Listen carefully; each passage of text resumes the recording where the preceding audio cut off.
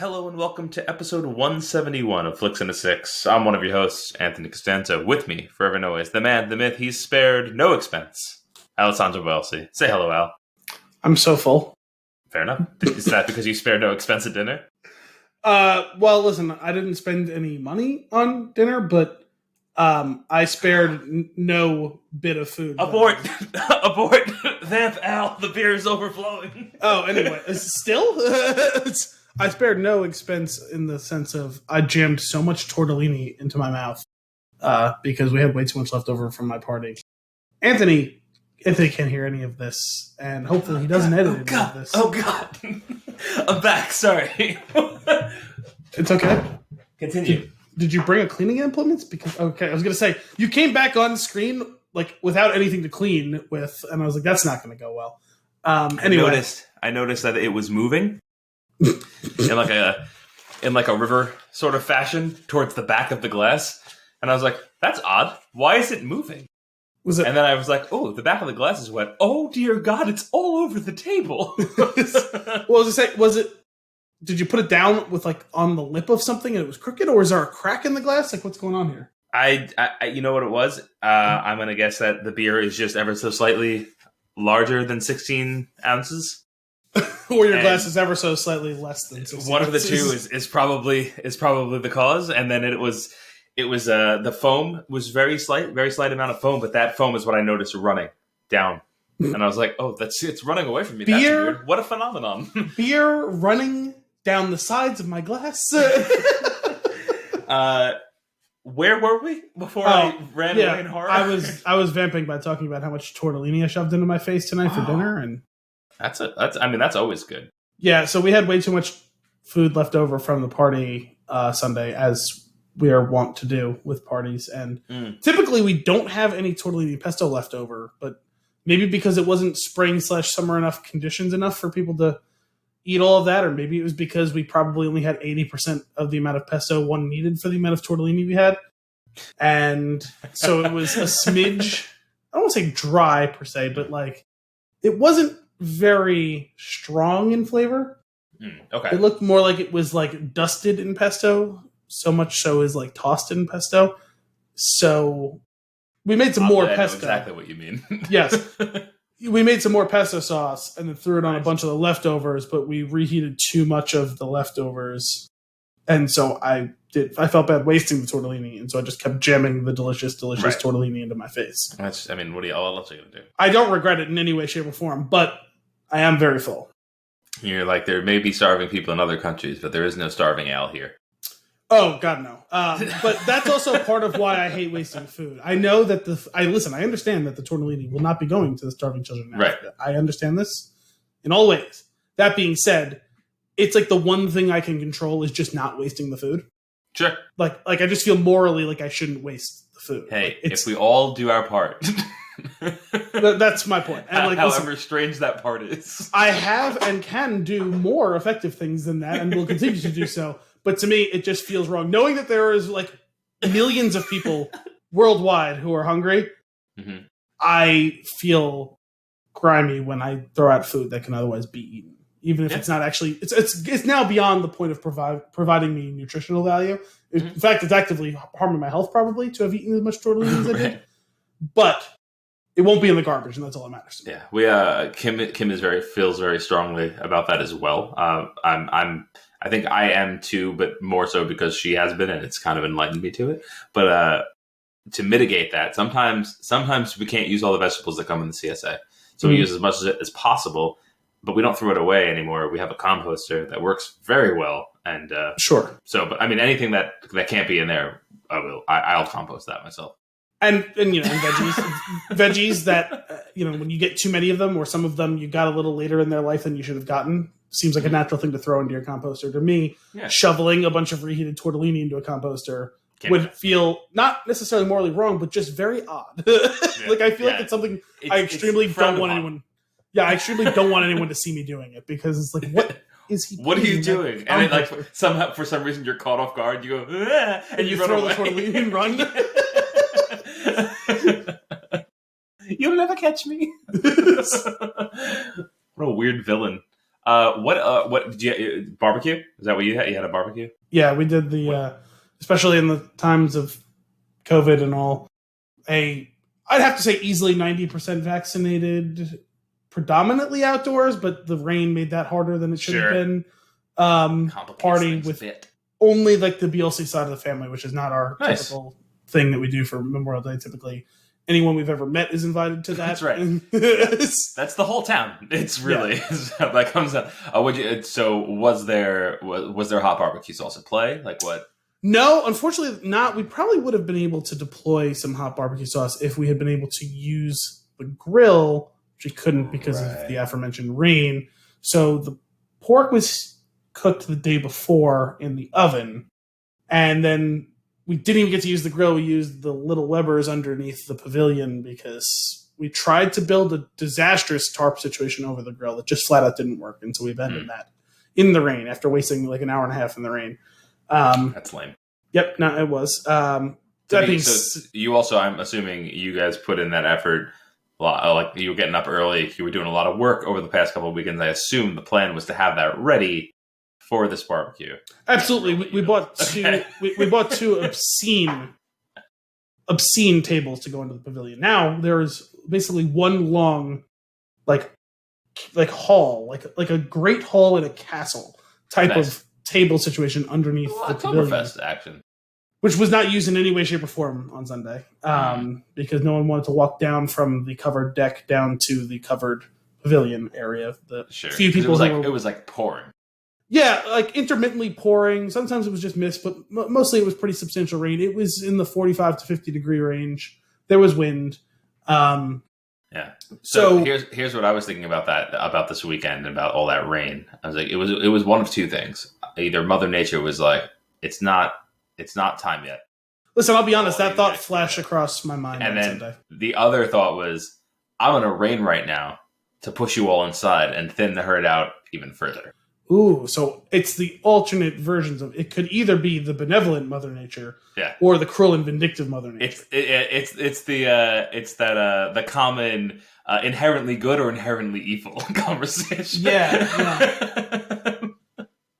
Because sometimes people like to say that like nature or like science, nature versus nurture, Lodge. Nature always wins. No, they like to say that it's like ambivalent, right? Where there is no ambiguous, right? There is no necessarily inherently good or bad. In fact, it's entirely possible that nature in any way, shape, or form doesn't care about us at all. And in this case, you're saying, no, it either was doing its best to protect us or stamp us out for good. Yeah. Under no circumstances was it just like, rain today. All right. No, there was an agenda. Yes. Absolutely. But cool. All right. So it's a little barbecue action. Unfortunate that it wasn't ideal. Maybe next time. Yeah, there was just too many factors. I did not think even for 1 second about making the hot barbecue. I'm sure if it was less scrambling and better vibes and weathers, I would have probably. But next time, what you got to do is with that ridiculous grill that you made, you have to fire roast those habaneros first, and then put those in the barbecue. Well, we could probably stick it on. My dad bought like a full major rotisserie that we were not able to use for the porks because we did like 3 pork shoulders. For the porks. Yes. Well, because there was 3 pork shoulders, and all 3 of them would have been able to fit on it at the same time, is what I was getting. Okay. So that is a little motor and everything. Does it rotate itself, or I believe so? Yes, but I'm not 100% sure. I haven't seen it. I've just heard rumor of it. It's physically on the premises somewhere. It's just not been set up because we weren't going to be able to use it. So yeah, nice. My dad was planning on roasting an entire lamb at first, and then decided not to since there was going to be a lot of young children. Oh, on account of the fear. Yeah, we thought maybe again it might have thrown off the vibe a bit. That's fair. What was that? Was there a standout dish at the barbecue? We had the kind of what you might expect from one of ours. Is you're well aware already of the tortellini. There was the pork. Sure. There was burgers. There was Luganaga. There was hot dogs. Some baked beans. What did you say? So you said something like 2 ago. Luganaga? Yeah, what's that? Italian sausage? You don't know what Luganaga is? There's no way. Like a brand name? No, it's a style. Like Premio makes them, but like there's other brands that make them too. How do you like like the coil of sausage? Yes. Yeah, it's like unfamiliar. there's a particular type of that is called specifically Luganaga. I'm 100% certain you've eaten it because you've definitely eaten it in this house. I've eaten it. I just don't know. I'm not familiar with the name. Don't ask me how to spell it because I'm not 100% sure. Oh, okay. That's just good. This is going to be a fool's errand right now. I mean, I'm sure if you get close to it phonetically, you'll be able to find it. Do you need me to look it up and I'll drop it in the chat? It might be an LIU situation. I don't know. No. You said this was an Italian thing. It's not an LIU situation. I know. I believe it. Yeah, Lugano. All right. Pork shoulder, marsala wine, cheese, beef broth, cinnamon? Well, I don't know any of these situations. Okay, so this is just it's a particular version of the coiled sausage, but like with whatever fillings. Correct. And no, I don't know. No, I don't know which ones go in there, but yes. Cool. Because like you'll see other like versions of the coiled sausage that are like fennel and cheese. Oh, yeah. I'm all about the fennel sausage. Whatever. Like, and those are all great too, but Lugano in particular has been one that we've always gotten or most often gotten. So nice. Very good. We had my dad bought a bunch of seafood, and he kept calling it clam bake. There was no clams? No, there were clams. I just I kept getting hung up on the fact that the food was not baked. I think that's what was really okay. But it was steamed. All of it was steamed. He did it all together. It was delicious. But I think that's typically what that is because I went to a lobster bake in which not questioning his methods, more the actual name of this. Yeah, I guess it's a slight misnomer. But I remember. Did I ever tell you about the lobster bake that a friend of mine, Caleb, who's been on the show, his uncle, who was one of our like gym coaches in high school? I don't think so. This was like maybe 4 or 5 years ago. He has this every year. He cuts out this pit in his lawn that's like it's about 15 feet across. Okay. And then orders a couple hundred lobsters. And I think he did tell me about this. Throws a bunch of also like roast, like wrapped up in like tinfoil, like potatoes and corn and stuff like that. Yep. And like heats up a bunch of stones like in like a luau, mm-hmm. and like buries it all under a big old mound of seaweed and just cooks it for a while, like in his ground. And I mean, it was delicious. It was nice. It was a sight to behold. I went to a pig roast where they did that once. Okay. It was fine. The lobsters were great. But cool. Well, I had leftover clams, so this was what I was getting back to. You had your leftover tortellini. I had some leftover clams that I took out of the shells. I made a nice clam sauce dinner tonight, and it was delightful. We used to have a lot of clam sauce when I was younger. I'm imagining it must have just been a cheap and easy thing to do. Yeah. I kind of liked it, and then eventually I kind of stopped liking it so much, and it's been a while since I've had it. Did you have it too often, maybe? It could be. Probably, in fact. But it's got to be a good 10 years since I've had it. On this week's episode, news and nuggets off the cuff, because I am not prepared at all, before diving into our flick of the week at Jurassic Park. But first, Al, what are we drinking? We're drinking an alternate ending, supplied by you, by the way, so thank you. Give me some sugar, baby. Imperial Stout.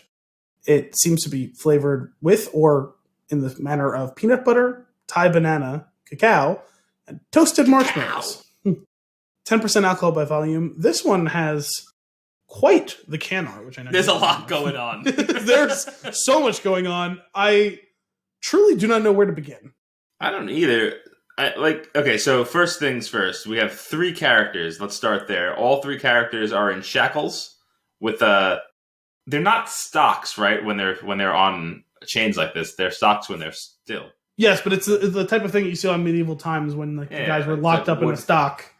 And they had their arms and head through the 2 pieces of wood that are like cinched together. I apologize. 4 characters. All of them are tied up like this, and they're being chained together and paraded around. The first of which is a banana with a face. He looks very angry. The second of which is a man with a gun, which I'm not sure why he has a gun if he is a prisoner. Is there bits of real man in here? There's bits of real man in the beer, that's right. Well, because the other 3 things are ingredients, so... Awkward. The first one's a banana. And the third one is clearly Mr. Peanut, which feels like copyright infringement in this case. Yeah. I mean, I bet you it's something like, is the monocle on the wrong eye? Or is it because the hat, like, slightly askew? Whoa. And then there's a chunky marshmallow, too. I'm a little confused by the marshmallow because it's an anthropomorphic marshmallow that's much shorter than the other 3 characters. For some reason, there is a 6-foot-tall Peanut, and also a 5.5 foot tall banana that's been peeled and has peels for hands. Right. But then also there are tiny, tiny people who are much smaller than these gargantuans, and they're throwing tiny marshmallows at all of them, including the large anthropomorphic and regular sized peanuts. And regular sized peanuts, that's right. So but, my guess is that the shackled marshmallow is, so since the other three characters are is he their god? Oversized, I think I think that's actually an oversized mini marshmallow. I think that's how that works. Or are the other ones mini regular marshmallow? But yeah, it's crazy. I'm so confused by this. This beer out of a Newburgh brewing glass, as promised last week. Yes, nice, fantastic. Backwards, we got them inverted. We'll get it right eventually, because I think most of the next 3 months we're going to be alternate endings. And alternate endings. We're going to alternate endings, yes. Yeah, no, the more I look at this can art, the more I love it, but also the more I'm confused by it, because you make a great point. Why is the guy who's locked up in chains holding a rifle? He's clearly an imposter. Also, why is he not chocolate? Because there's, like I said, 3 of the 4 ingredients have been anthropomorphized, but there's no chocolate. Oh, but there's no chocolate. Oh, maybe his name is Cacao. This is John Cacao, and he's... What if... Oh my god, if we just found somewhere on... Does he have a robot arm? He has a robot arm. Oh, wow. Again, the more I look at this, the more questions I have. Is Gimme Some Sugar Baby a line from a movie? Probably, yes. I wonder if that is a character from said movie. It's definitely from something. Huh. Interesting. So much going on. Let's give this one a taste, shall we? 10%. Good grief. Cheers. Cheers. Oh, that is rich. Whew. That is thick. That is rich. It is thick with 2 C's, and it's sweet for sure. Give me some sugar, baby. Yeah, it is definitely sweet. I mean, it actually tastes like a milkshake. A little bit, yeah, I can see that. Because it's like immediately sweet, and that thickness isn't just like it lingers. No, not laughing at what you were saying. That was funny. Not laughing at what you were saying. I was trying to look up and see what that was a reference to. So I just typed the words "Give me some sugar, baby" into my search bar, and the top thing is an advertisement for a website, which I can go and become a sugar baby if I wish to have a sugar daddy. Oh. It's called, and Anthony, you can use your discretion whether you think we should bleep this out, but it's called secretbenefits.com. The little blurb underneath the URL says, "Rich men to support you. Start living the life you deserve." Please. Ladies, sign up for free. Please sign up right now. This is incredible. Is this a real website? I don't want to know. I'm not clicking it. You can click it. It's secretbenefits.com. You can click Hang on. I gotta get this into a safe space. All right. Secretbenefits.com. Oh my god. This is like a... Wait. This. I don't think this is the same thing that you're looking at. Where experienced and attractive people meet? I don't know. I'm looking at www.secretbenefits.com/sugardaddy. Oh, /sugar daddy. No, that's not coming up. Interesting. I'm seeing a bunch of... Beyond that, though, I'm seeing a bunch of references to Army of Darkness. Okay. Which I believe was a movie. Oh, okay. So is that who that is? Doesn't he not have the hand? I don't know. I never... Oh, wait. Is that the one with... What's his name? That's the one with Bruce Campbell? I think so. What the hell? Evil Dead? This is a blind spot for me, but I think that's yes. Isn't that the Evil Dead franchise? Yeah. I believe so. Evil Dead. I think I said Evil of Dead. Evil Dead franchise. Yeah, that was some more articles. We'll get there. Evil of the dead. Comma. Yeah, didn't we talk about this? I watched that movie or part of that movie Halloween. No, I watched all that movie on mute at Halloween or very low volume, and I was made very uncomfortable by the fact that a woman clearly gets raped by trees. Yeah, that's the Evil Dead. Yeah, correct. Yeah, and then that franchise goes places, from what I understand. Yeah, it takes raped by trees, and it goes places from there. Is what you're saying? Yeah. That wasn't enough. Yes, that's our launch pad. Could you imagine being in the writer's room and saying, we have to do more than that? What next? Rape, but no. Let's not keep pulling on that thread. Love where you're at with the trees. Let's get away from the rape, though. What are you feeling for this? Where are you thuckle wise?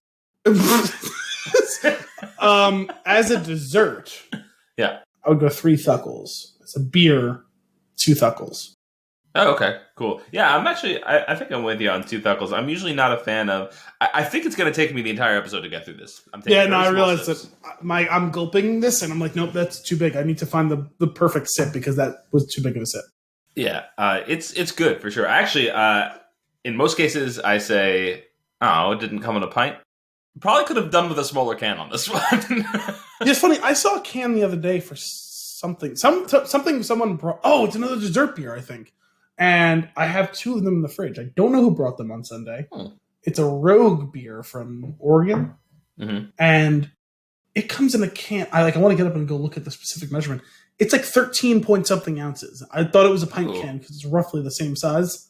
And it's not even 15 ounces. It's like 13 and change. I don't remember what the exact number. When we take our break, I'm going to go get it. That's how we're going to open movie talk. Sounds good. I'm just going to say 13 point whatever ounces, and then you're going to go right into this week's movie. Nice. I like it. I'm going to agree with 2 thuckles for this one. Okay. Though I am in dessert territory as I had dinner a while ago, so I guess I'm still going 2. Okay. I'm still going 2. Cool. Before we get into news and nuggets, I have a question for you. Okay. This may fall on deaf ears, but I feel like you're the target audience for this. I think you.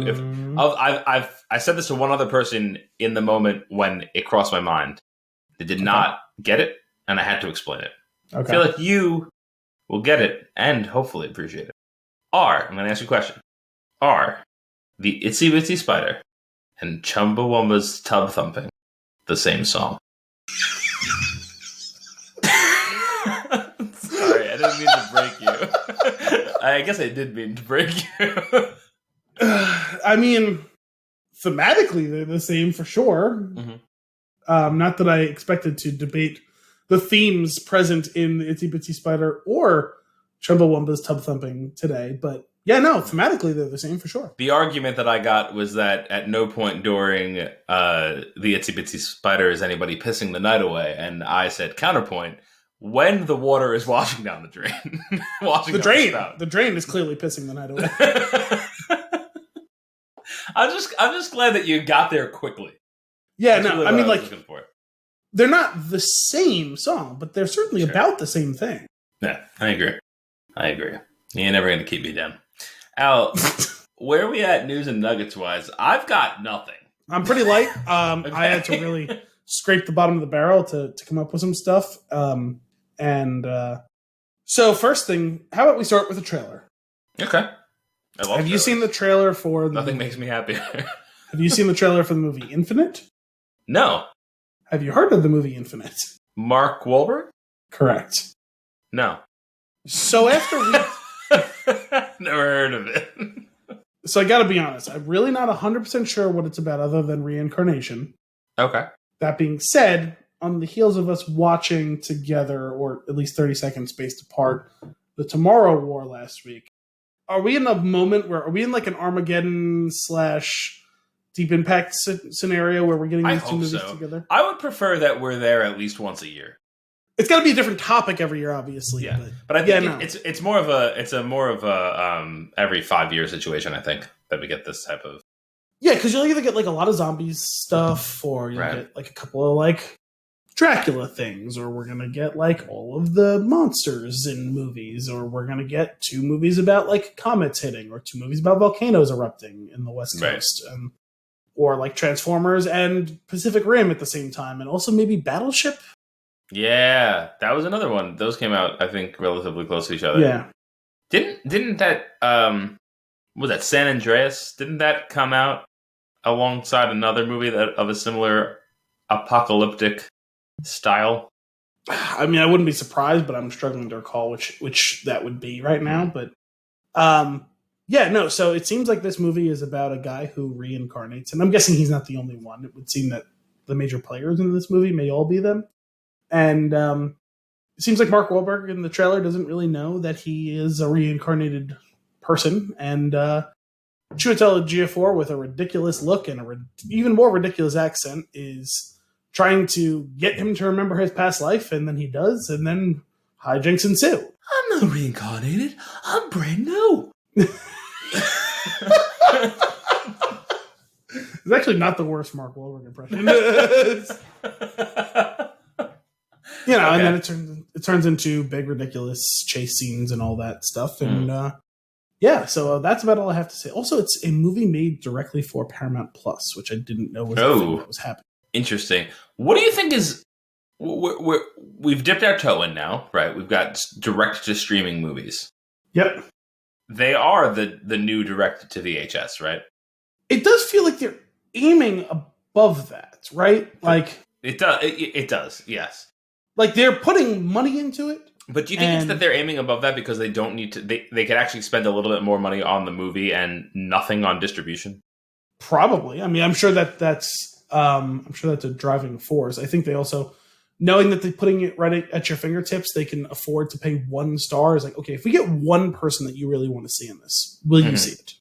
Okay, so this basically is we're not replacing the direct to DVD. What we're replacing is those movies that are only out for 2 weeks. Yeah, well, we're creating the middle class movie has died, right? They're trying to bootstrap a new middle class. It's not working so far, and that's what bootstrapping is, right? Is you have to climb to success on like the corpses of others that tried before you. And so like 10 years from now, listen, we're talking about capitalism. It's pretty brutal. I'm not gonna say there's no good to it, but it's not as pie in the sky and rosy as we've all tried to make it out to be for like ever. That's fair. But 10 years from now, this could be a legitimate model. I mean, like, there's been some movies, like a couple of them that have been Oscar bait that have worked, right? You know, and those have actually gone the opposite direction. It's super low budget, and we'll see what shakes out of this because we don't actually care about the money. We're gonna back our way into we're gonna kind of like parachute into like critical praise that will hopefully get some people to rent it when it's no longer free or whatever, or rent it right off the bat. I forget if I paid for Sound of Metal or not. I don't think I did. That was Prime, wasn't it? Yeah. Yeah. So but then like you pay $120 a year for it. No, but I mean like pay for that transaction. You know what I mean? Right. No, I totally understand. No, because Minari was like $20 to rent. Which one was that? That was the one, the Korean film with Steven Yeun. Oh, right. So $20 to rent? I believe so. Where? I don't remember what service was offering it or if it was across services, but I think it was one like similar to the Disney like early access thing that they've been doing with like Mulan and stuff like that. I believe you had to pay $20 to see it. That's kind of crazy. I know, like, I understand, like, if you want to, you can argue that, like, if you were going to see it in the theater, it would cost you way more than that. However, when you're going to the theater, you're paying for an experience. You are not getting that experience at home. That's one. Sure. If I'm going to spend, I'm 20, maybe I might even say 30. I would be okay with that if I'm owning the movie afterwards. It may have been for purchase. It may have been purchase only, like digital purchase. I don't know. I didn't actually watch it myself, but I know I've heard people talking about, read about it. Yeah. I want to see his movies. Whose? Steven Yeun.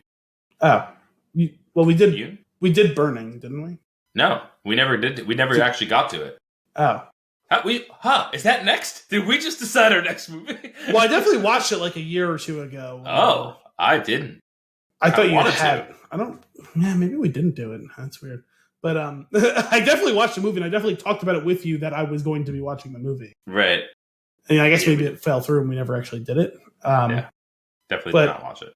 And the woman who plays like the grandmother or whatever, like she won the Oscar. Yes. Didn't she? I don't remember the actress's name. I don't remember if it was supporting actress or if it was lead actress.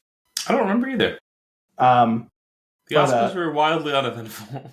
Yeah, well, so that was an interesting plan that they went through, right? It's a foreign movie, so the distribution in the US is always going to be different than other movies would have been, right? So they made a bet. We think we have a kick-ass movie that we think people are going to want to see. We're submitting it for a bunch of Oscar categories. It got nominated for a bunch of different categories.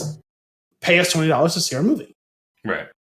And if you care about the Oscars, if you care about foreign cinema, that's true. That's my point. You know what I mean? So it was a calculated move. I don't know whether it panned out for them, but I'm sure I know people bought it and watched it. So they made some money. Whether it was enough, I don't know. Yeah. And how much was back in the day? How much was a pay-per-view movie? I definitely don't know because I wasn't the one paying for it. You know, the rare times that we did it, because we would always go rent a movie, but it's not like we never did pay-per-view. But my parents were paying for it, so I don't know. I never really paid attention, or if I did, right. I just don't remember. God, I just remember renting VHS tapes. I love that. What a great time to be alive. Even when it moved to DVD, VHS rewinder. Oh man. Oh no, that was one of the best inventions of the '90s. Was getting the one. I mean, maybe it came up before the '80s, but I know that in the '90s, still some of them were not the automatic rewinding ones. It did so fast. Did it so fast. Surprisingly fast to very rarely fuck it up too. Yeah. You would have thought there would have been more casualties. Then you put it in the Dropbox. Go back to Blockbuster. Drop it that weird slide outside. Yeah, I'm going to mention this because this is funny just because we talked about Caleb earlier, but the Blockbuster right in my town, Caleb drove through the window. Well, how? Why? More context. You know that thing that everyone always laughs about in TV and movies that was that's not a real thing. Oh, thought he was in reverse and looked behind him and then hit the gas pedal. Fantastic. Fantastic. We spent a lot of time in the Blockbuster back in the day. Yeah, Caleb's car spent a few minutes in Blockbuster. But some weird things happened in there. One, I would go there late after work. After closing the pizzeria for the last couple of hours that they were open, because they were open. Blockbuster was open late, but people they were open until 10 or 11 o'clock, right? 1 a.m. Oh, by us, I don't think they were open on the weekend. Yeah, and maybe on the weekend. I'm not sure. So we would hang out there. I'd bring the leftover pizza. We would just be hanging out and talking movies, as we do. And we used to make I might have told you this or talked about this on the show before, but we used to take the metal bars off of the end caps. You know, it's like a long U shape, and you would hang something on it, like a package of candy or something.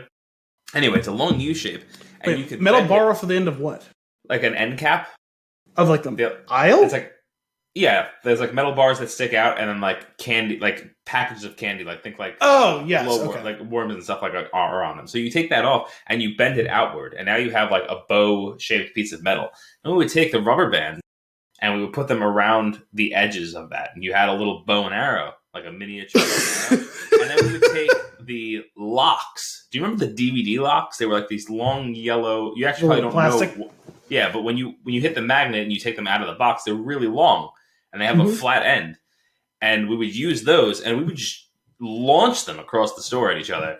To the point where we were just having all-out wars in the Blockbuster. At one point, I rolled into an end cap and just knocked everything off. Fantastic. We had a good time. But other weird things happened, including people tended to come in there doing treasure hunt or fraternity initiations for some reason. They have to do something embarrassing, I guess. But a girl in the Blockbuster? In the Blockbuster, yeah. A girl came in with a garbage bag over her, yelling the slogan to the Trojan condoms. And then...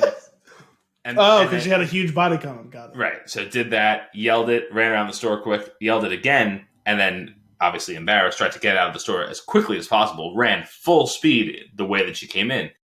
Blockbusters, where I grew up, had an entrance and an exit. The entrance door does not open. No. She leveled herself. No, it was the way that they prevented theft, right? Because you could only get to the exit door when you went past the cashier. Exactly. Yeah. So she.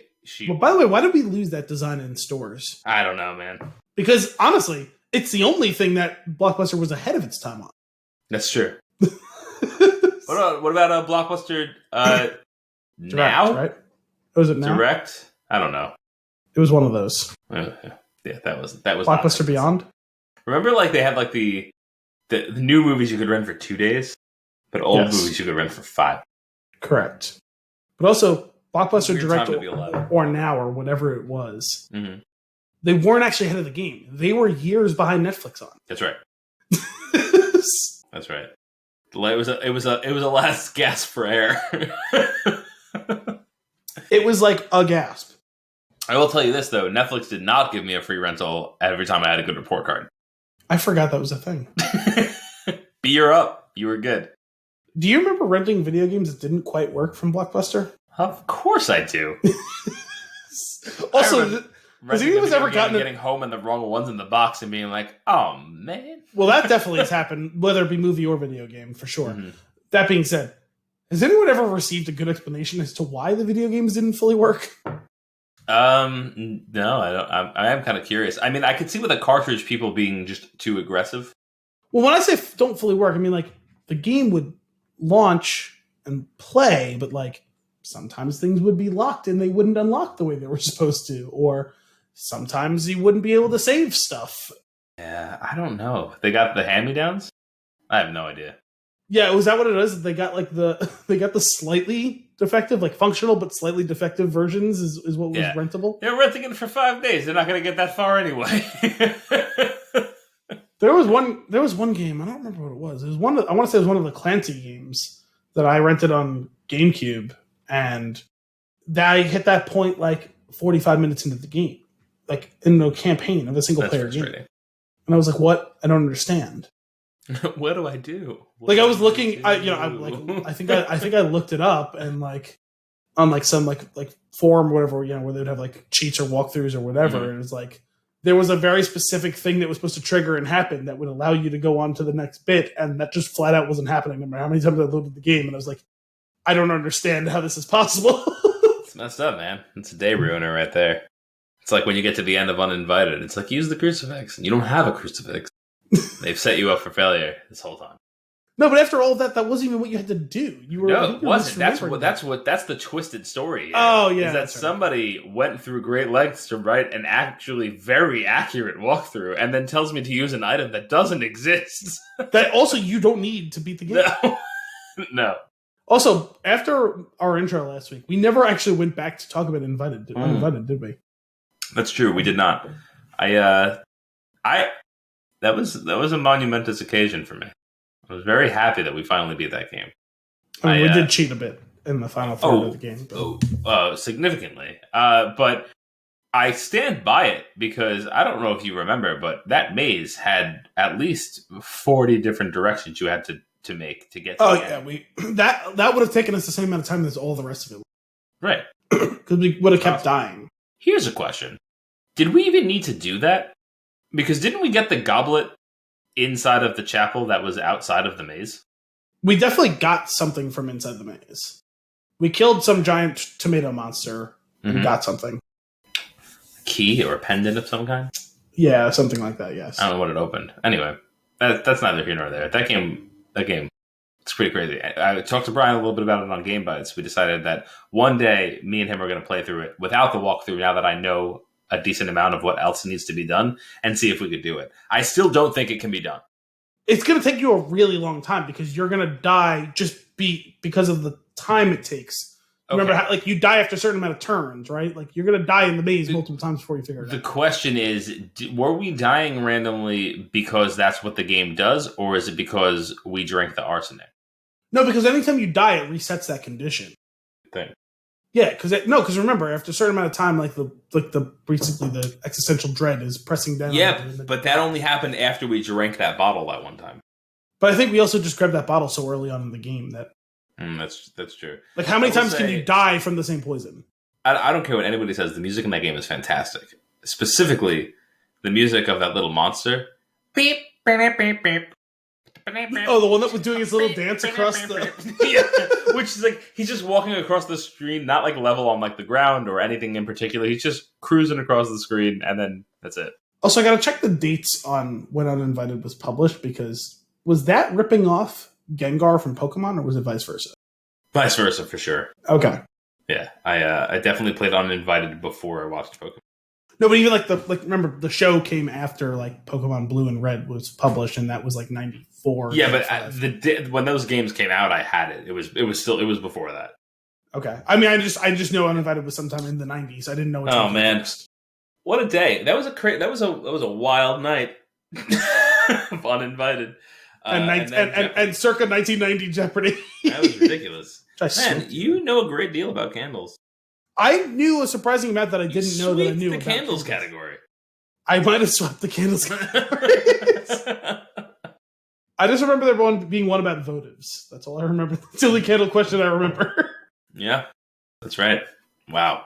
What else is going on in the land of news and nuggets? Okay, so are you familiar with this whole Cruella DeVille thing? Yes. She's a mean one, right? Kind of like the Grinch. Yes. Do you remember how old you were when you made the association that Cruella DeVille's name was like she was literally just a cruel devil? What? I don't know when. I know it wasn't like when I was a kid watching 101 Dalmatians the first time. Okay. I was too focused on that song, man. Which one? If she doesn't scare you, no evil thing will. Cruella. I remember really enjoying that movie as a kid. I definitely watched that one a bunch. Yeah. I don't remember exactly when I was, but I remember I probably had seen that movie many times. Now, admittedly, we're talking about between like the ages of like 4 and 8, right? But like definitely watched that movie a million times before it really clicked for me what her name was and all. But so anyway, they did this prequel with Emma Stone and it just came out like last week, I guess. It's one of those ones I think we have to pay for, even though you have Disney Plus and all that jazz. It's also in theaters. I'll take your word for that. So it's an origin story as to why she's, such a cruel devil and why she wants to kill Dalmatians. Right. And what are her motives? So that's the thing, is the movie answers that very crystally clear. I saw what I thought was just like a meme making fun of the existence of this movie. And no, it turns out it was mocking the actual the actual thing that happened. Do you know why she hates Dalmatians? Why? Because Dalmatians pushed her mom off a cliff. Oh, I mean, if you're gonna write it, just go all out. I saw a GIF of the clip, so I don't know the context at all. Who needs it? I need it because because one, the CGI on the Dalmatians submitted for Oscars. Scene. Original screenplay. 2, it's like a quick cut of 3 Dalmatians charging like lions or cheetahs. Like I was assuming it was going to be like an accidental thing where like some Dalmatians bumped her. It looks like they were intentionally pushing her off the cliff. I mean, that's how she remembers it. Sure, which admittedly, that may be the context that I need. Is it may just be that's her horrified recollection of it, traumatic because she's like 8 years old or something in that scene. Yeah. I hope that this it goes even deeper and it's a really like psychological thriller. And it turns out that she was just wearing like a polka dot jacket that day, and she pushed her mom off the cliff. Now that would actually be there's your great twist. Like it's basically the Joaquin Phoenix Joker. Yeah, and it's that's exactly what I was thinking. It's actually Cruella DeVille Joker 2. It's unreliable narrator. She murdered the shit out of her mom. She was wearing polka dots.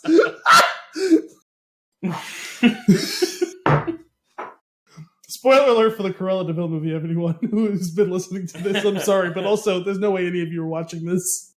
Well, also our movie is clearly better. It would be. Oh man, that's absurd. I kind of want to watch it now because of this. I just want to see that whole scene is really what it comes down to, and like whatever like the context is needed. I want to basically see 8 minutes of this. You know what? It blows my mind when it comes like a movie comes out that I have no interest in. This one, I only have. I have a. It's greater than none. My interest in it, just because it's a Disney movie and I like to watch those. But like not a lot. No, yeah, but for something like that to be made, right? Somebody wanted it, right? I mean, I hope someone did. Like in theory, somebody like it's not an entire studio of people that were just like, I don't want to do this. We have to just do it. Like this was somebody's idea. Somebody wanted to make this movie. I will say that someone wanted this movie made. It's a good way to phrase that. You can't listen. I'm not saying it's impossible, but you can't convince me that absolutely this was someone's passion to make this movie. I'm just saying someone decided that there were dollars. It's like a documentary years later, and somebody's sitting in front of the camera. I just always thought Cruella was so misunderstood. If only people knew about her psychotic break when she was a child and pushed her mom off the cliff. I'm scrolling now. I'm trying to find. I know I saw it at least 2 or 3 separate places. The inciting incident for me finding out about this whole situation was someone retweeted one of those like joke cartoons, and at first I saw it, and this was forgetting that Cruella de Vil movie thing was, I think it's called Cruella, whatever it was, a thing. Forgetting that it was coming out this week, not realizing it was already out at the time. It was like such a badly drawn comic, and I was like, why does this have what looks to be a Dalmatian that is ripping off Mr. Peanut Butter from BoJack Horseman? But like if Mr. Peanut Butter was evil, and that's what sent me down the rabbit hole to find out that, oh God, they're parodying the fact that Dalmatians killed her mom. Oh my God, it's too much. Man, I am more interested than I have ever been. Now I have to watch it. I mean, it's so beyond ridiculous. What's next on your list of nuggets? Oh God, when I find that, I'm gonna send it to you. I have nothing else other than just general. If there's anything of note to mention about watching or reading or listening or whatever. Sure. Well, we'll follow. We'll close with that.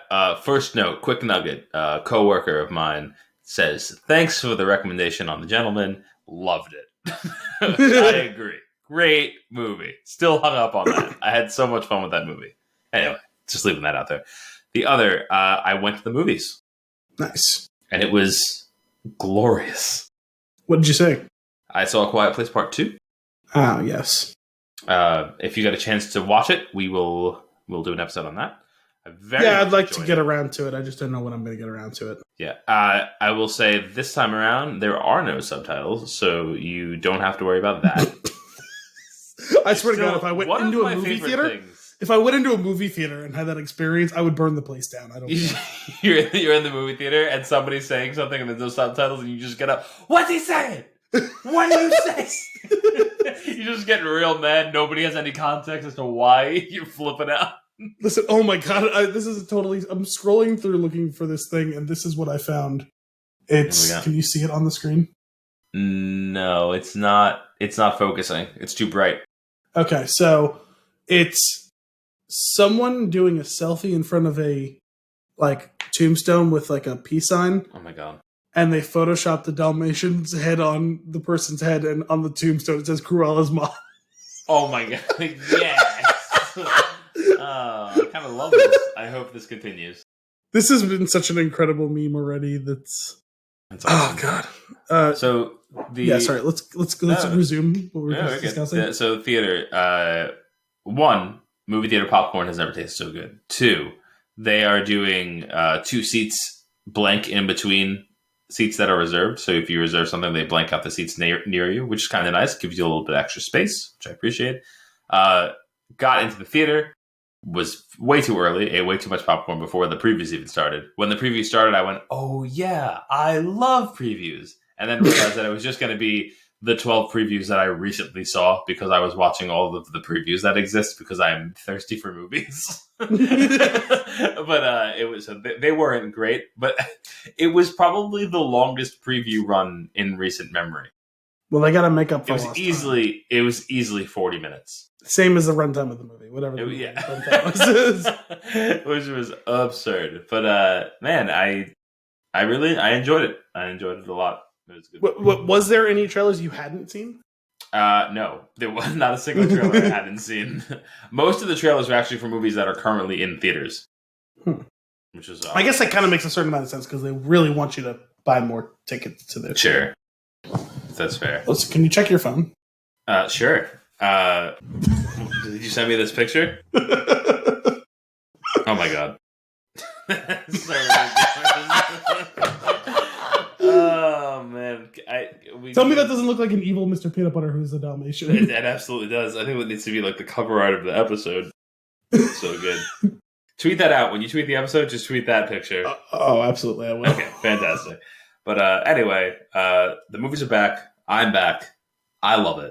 I've got a boatload of tickets to go through from just leaving my membership going. Wait, what else is still at the theaters right now? I know Wrath of Man, because I'd like to see that.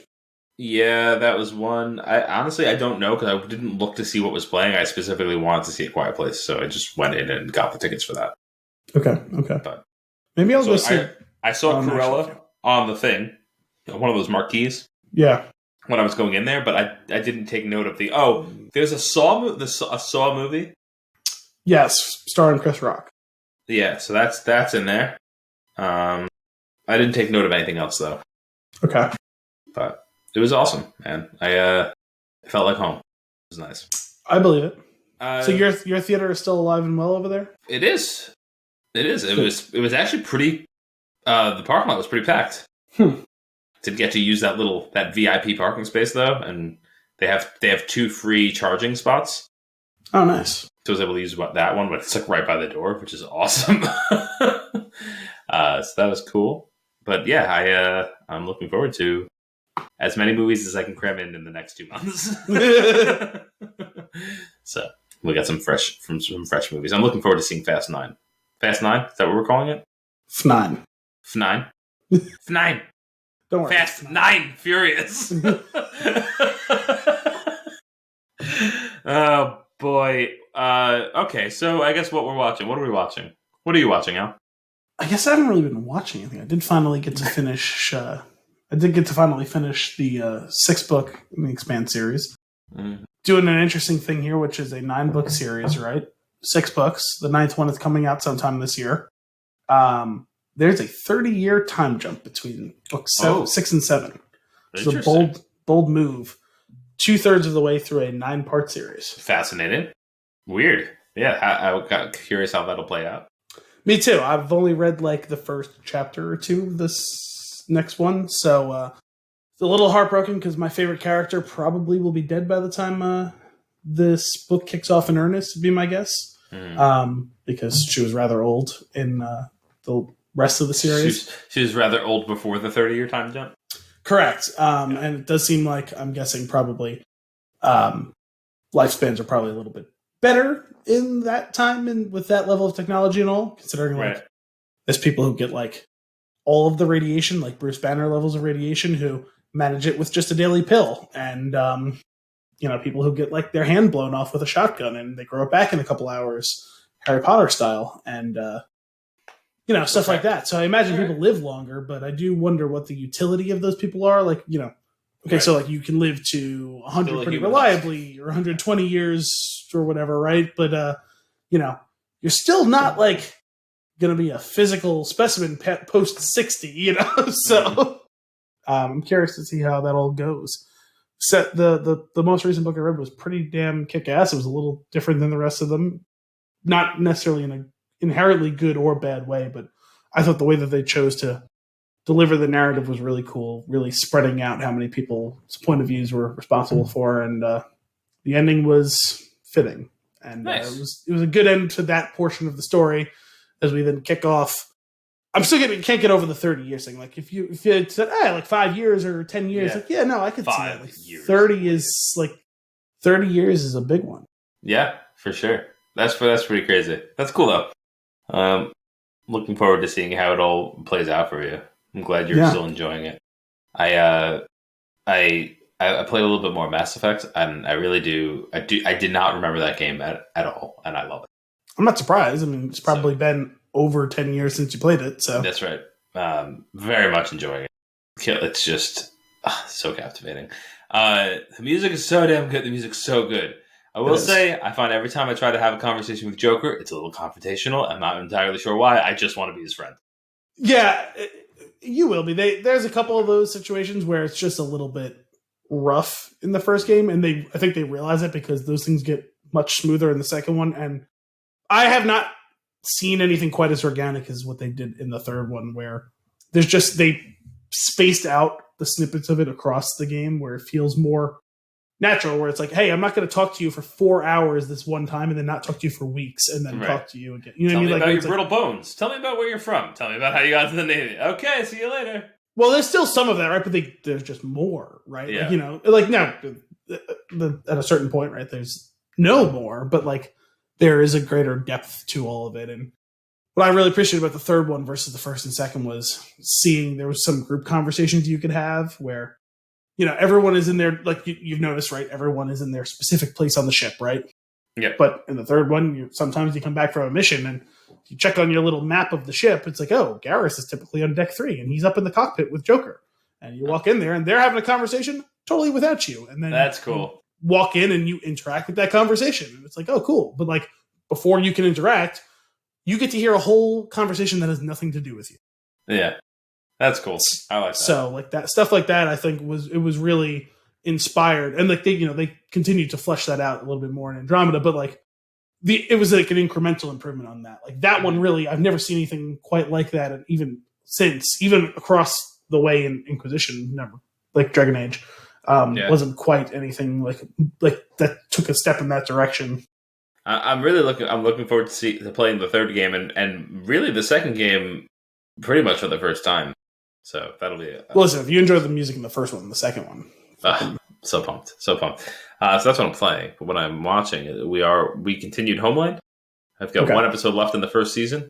I am hooked currently.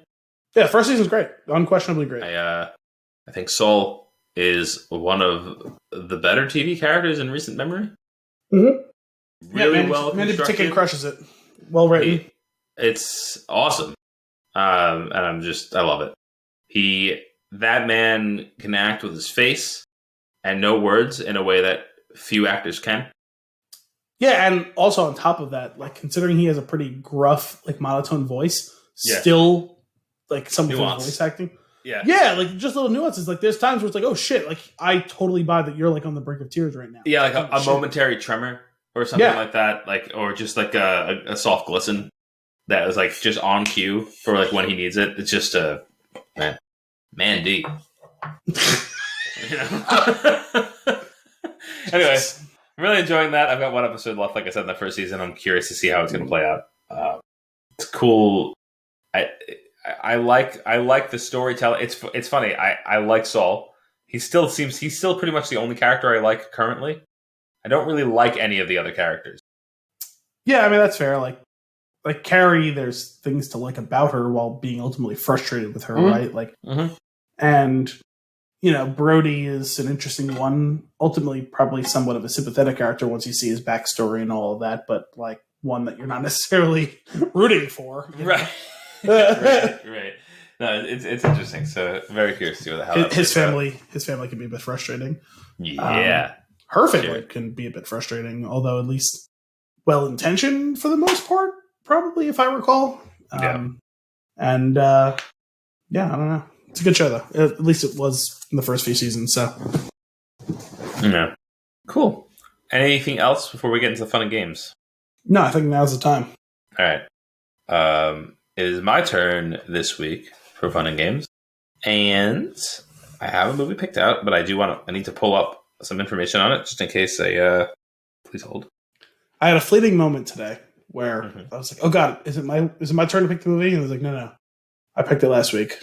Yeah, and then I was like, "It feels like Anthony's scrambling a little bit. It would be hysterical if he picked Jurassic Park or one of the other Jurassic Park movies." I certainly debated just doing the movie that we're doing today.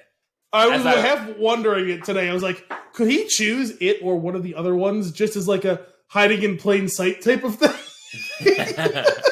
There's no way he'd ever guess that this is what it is. You asked me one question, then is it Jurassic Park? Yes. All right. I am ready. Okay. Whenever you are. Was this movie released after the year 2000? No. Okay. Has this movie won any of the major Oscars? No. Okay. I feel like that's a clue. No. That no was very emphatic.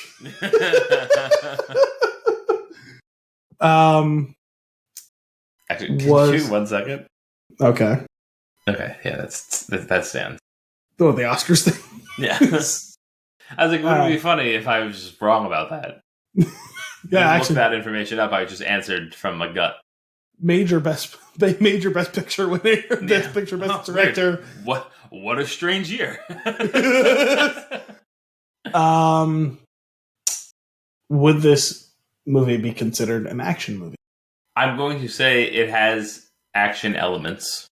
Okay. I don't want to say yes and you think like this is a straight up action. Okay. Okay, but yes. Okay. Was this movie released before 1990? No. Okay. So we have a decade. It's a huge move getting it the decade. It really is. When you can get there quick. That's why starting at 2000 is good. Mm-hmm. Because when you start at 2000, you don't necessarily need to limit it. If it's higher than that, you don't necessarily need to limit it more. You can work with him those. But like 80s, 90s, 70s, they have like there's iconic like style to those that I feel like you could drill down into. Yes. Everything after 2000 just kind of blurs together, except for the year 2000, which, as we've established, is a very specific year for movies. Yes. So weird. Is this movie based on IP, like pre-established IP? No. I just said don't like. This movie is not based on a pre-established IP. I don't like how you're putting emphasis on the It's a no. As I said, I don't like how you're putting emphasis on a rephrasing of my question. Okay. I could see you maybe bringing this question to the judges later. I don't like that. That's the only problem with it, but it's a no. I'm saying that no. Is it like this isn't one of my guesses? I'm just like, is this like a Frankenstein type movie where it's like it's not based on Mary Shelley's Frankenstein, just like no, the idea of Frankenstein, nothing like that. No, I would if it was Frankenstein's monster, I would I would say that yes. Okay, that's so that does not count as a question. No, 5 was based on that. Okay. It's not a Frankenstein movie. That's 6. Stop! Stop! You're burning my questions. Is this movie part of a series? No. Okay. Does this movie would this movie be considered a blockbuster? I'm going to just ignore the question. I'm not going to count it, and I'm not going to. I don't know how to answer. I don't know how to I don't know. I want to say maybe yes, but I don't know how to. Well, okay, so I'll give you some loose guidelines. That I didn't want to put hard and fast numbers on it, but sure. like big budget and or big box office, like something that people write stories about, like the fact that it made however much money. You know what I mean? Or oh my god, this was the most expensive movie of the decade, or whatever. You know what I mean?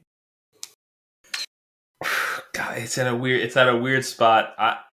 So not an obvious blockbuster. It's not an obvious blockbuster. It's not Titanic. It's not Jurassic Park. I mean, like it's stuff like that. Yeah, it's definitely not Jurassic Park. You know, but well, I mean, we're talking about the '90s. Like those are blockbuster movies of the '90s, right? Okay. I have not narrowed this in any significant way other than to say that it was in the '90s and that it's on the slightly smaller edge of movies, middle-ish class. Okay. Was this movie featuring an ensemble cast, or was this movie featuring an ensemble cast? Yes. Oh, interesting. Okay. Okay. I think you would say yes to this. There was while we're not normally supposed to do this for these types of questions, I think there was a character that you would consider the main character, but there's an ensemble cast. Listen, Frodo is the main character of The Lord of the Rings, but it's an ensemble. You know what I mean? Okay, yes, then it's an ensemble. Okay. Nicolas Cage in this movie? No. Well, because there's a couple of options. Honestly, you never know for sure.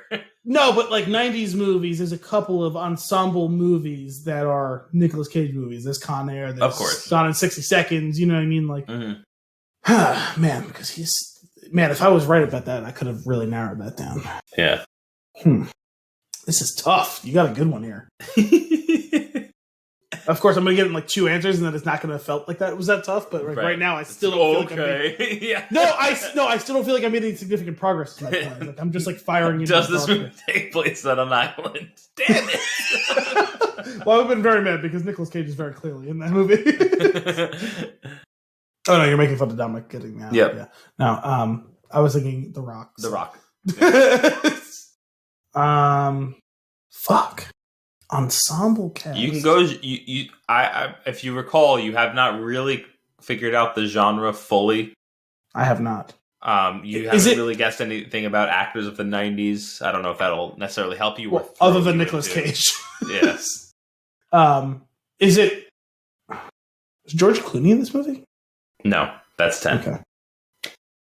I'm trying to think about it. Ocean's 11 might have been after 2000, but that was.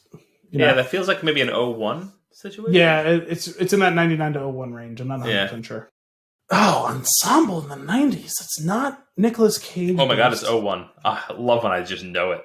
Yeah. No, I know I was on the bitter edge, but like I'm struggling to think of other 90s ensemble movies that don't star Nicolas Cage. That aren't based on IP. I love it. It's an action elements. I still don't like that. So by saying it just has action elements, it's not a war movie. I'm not like explicitly saying yes or no because I don't want to. You know what I mean? Well, because I would consider a war movie. Yeah, I know you have to rubber duck with me, but I can't give you the information. No, I'm just like a war movie would be an action movie. It's like it's not Saving Private Ryan. Sure, if you yes, I would agree with that. Well, I mean, like that's also a blockbuster movie, but like you know what I mean, like sure. I'm just trying to figure out what this action elements thing is all about. Like, is it an action comedy? I'm asking. Yes. Okay. Yes. What? Yes. there's yes. We're gonna say yes to that specific question. Yes. Okay. And it's not Mystery Men. That would be another funny thing to do. Yeah, because it's literally the last movie I'll ask you about. Like, you know? Oh man. Fuck, I'm drawing a total blank. Ensemble. So I'm thinking of like there's a couple of like buddy movies. Like there's like the Rush Hour movies, there's Bad Boys, like those are action comedies, but they're not ensembles, they're duos. Mm-hmm. Was this movie prior to 1995? No. Okay, good, because admittedly I would say that I'm stronger with the 95 to 2000 range. I'm a little bit light on some of the 90 to 95 stuff. Because then all of a sudden I had Point Break pop into my head and I was like, you know, even that's not really an ensemble. I don't know. And obviously it's not a comedy. An action comedy ensemble in the late 90s, not starring Nicolas Cage. Is this movie, like at the time it was released, was its topic contemporary with the time? Oh my Give God. or take a few years. It's so difficult. The contemporary. I'm gonna say no. Okay. Well, meaning like, was it a period piece? Like, did it take place in the 1700s or was it in the 90s? You know what I mean? It didn't have to be a 97 movie that took place in 97, but like, it wasn't taking place in 1937 either. You know? Yeah. As far I feel the need to clarify this one too. As far as the actual movie and its storyline goes, no. Meta aspects of the movie, yes. What the fuck does that mean? I get. You'll understand when we get to the actual movie. Don't read too much into it. But no, for the sake of figuring out what does that mean? If you're thinking about the plot of the movie and the way that it's constructed, no. Oh my God, I have no idea. Jesus Christ. Oh man, you really have stumped me. I'm sorry. I feel bad because I think a combination of this is some of the questions. While there is an answer, there is like a very like a binary answer to the question as far as the movie is concerned. But when you think about the movie and like if you're familiar with it, like there's a little bit of a gray area where like I don't know that it would mislead you from getting the right answer, but it may. I'm not sure, but I think so far I think we're okay. Hopefully we can remember these things so we can discuss them afterwards of the confusion question. Yeah. Oh my God. the narrative of the movie is not contemporary. So that would... Can I? There's one bit of information here, and maybe we'll get better about these hints in the future. But one bit of information that I think I don't want it for you to hold on for too long. Action comedy, yes. There's still another genre to throw into that mix to kind of flesh this out a little bit more. Is this a fantasy movie? No. Then I really don't like the weird qualifiers that you put in about whether the movie was contemporary or not. Because if the reason it wasn't contemporary was because it took place in and obviously this isn't the case, Middle Earth, you know what I mean? Well, sure, there's nothing contemporary with Middle Earth, you know? Yeah. Yeah, but you specified fantasy. What else you got? Is it a sci-fi movie? Yes. How many was that? 15? 14. 14. I may have not counted one in there, but I think that's totally fair given the circumstances. A late 90s movie that's ensemble. That's not... It's an action comedy. It's an action comedy, so...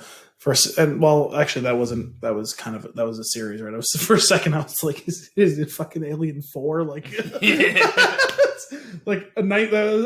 sure that was 97, right? So, wait, he's got it. Is Tim Allen in this movie? Sure is. That's 15. Is Alan Rickman also in this movie? That is. He sure is. That's 16. This is the movie Galaxy Quest. Sure is. So, do you understand? You got it. You're there. Do you understand the confusion on some of the questions? And that aspect that I was referring to is that while it is an action comedy that takes place primarily in space, maybe for 80% of the movie, the actual thing that is very modern is the idea of the struggling actor, and there is that underlying story that is very of its time. I mean, it was a contemporary movie. It was a futuristic sci-fi movie, but it was taking place in present time. Okay, sure. I mean, it would be easy to forget that, and honestly, that might have led me astray. It might have led me astray, but I wouldn't have been hung up on the confusion of the non-answer. Okay. I'm going to try to be more binary with the answers going forward.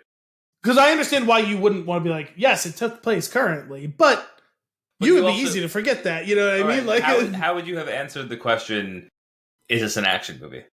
I mean, it is an action movie. Okay, but if I said yes, do you think that would have really...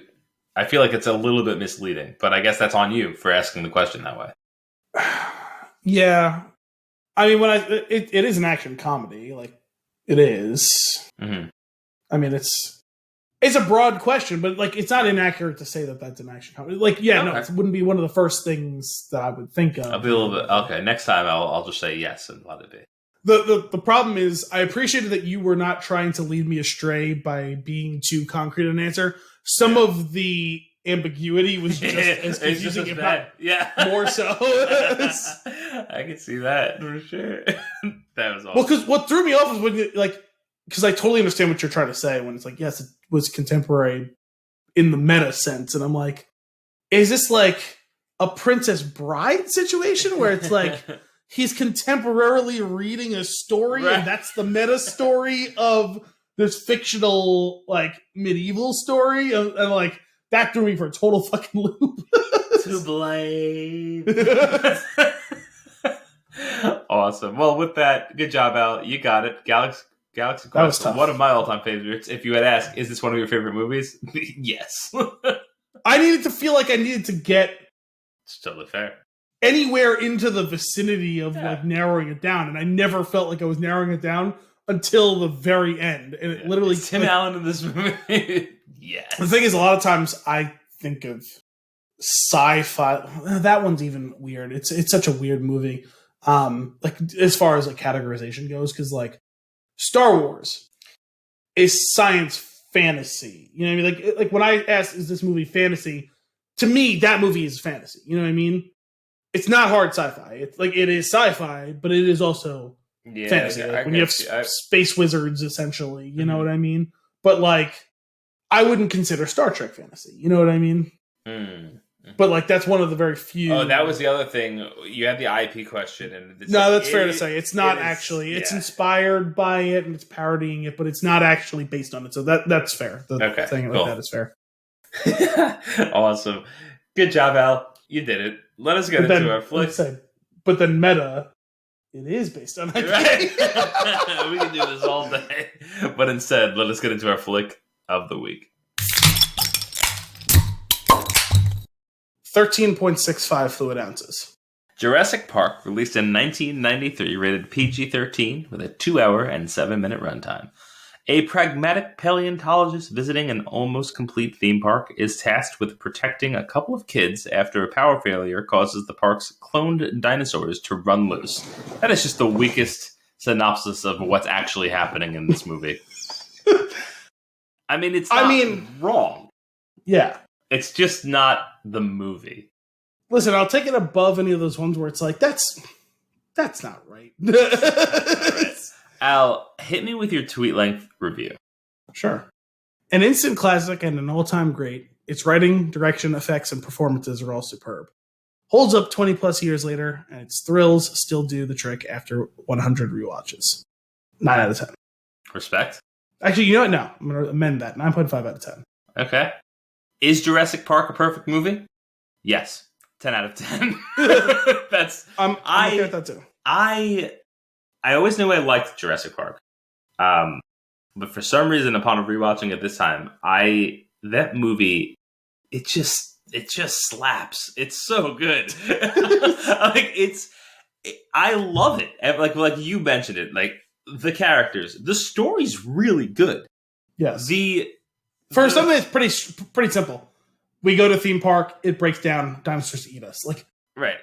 Honestly, it's a pretty stripped down like narrative. There aren't a lot of twists and turns to it. It's not a super complex story. A lot of great characters though that it's probably like it has more strong characters than it deserves.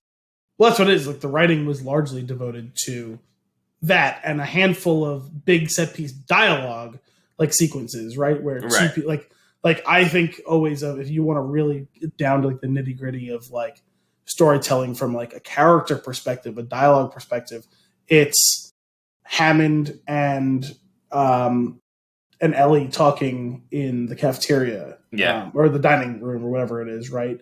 Like that's like a knockdown, drag out fight of a conversation between the two of them, and like as a younger kid, I kind of like never really fully like got what like why that scene mattered.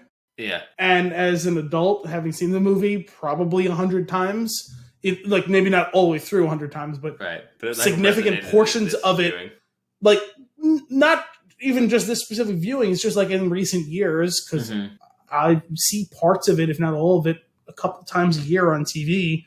Like that's great writing and really good performance. Like it's so good.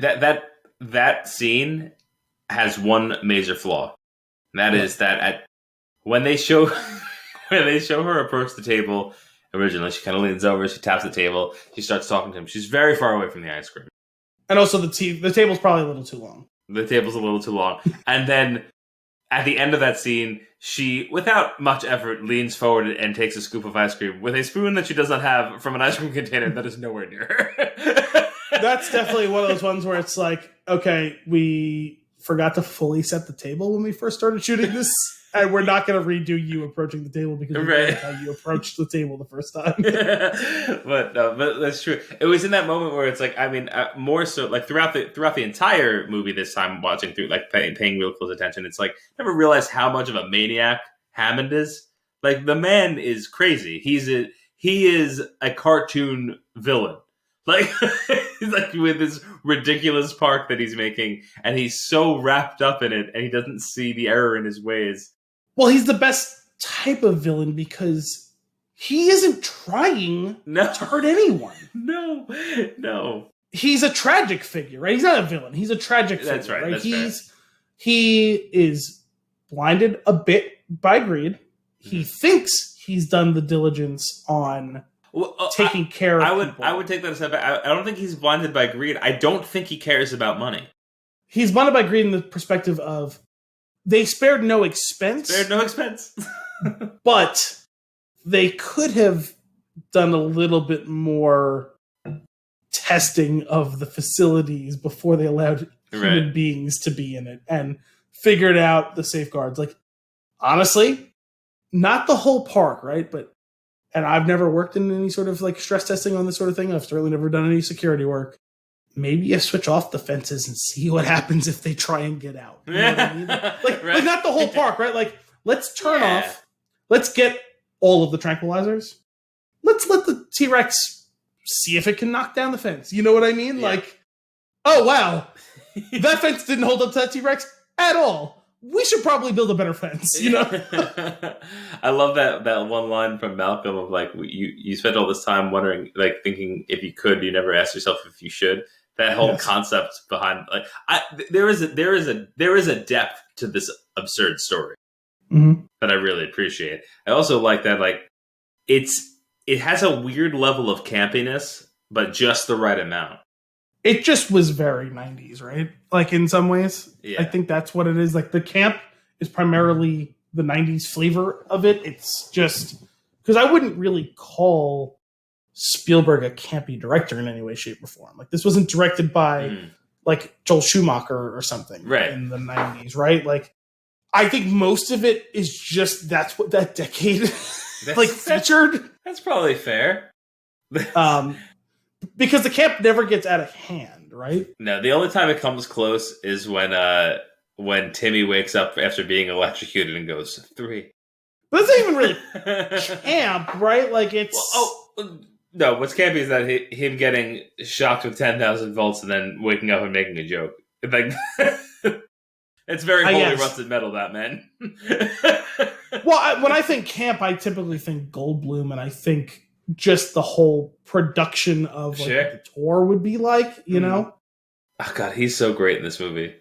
My original tweet length review is Jurassic Park a perfect movie?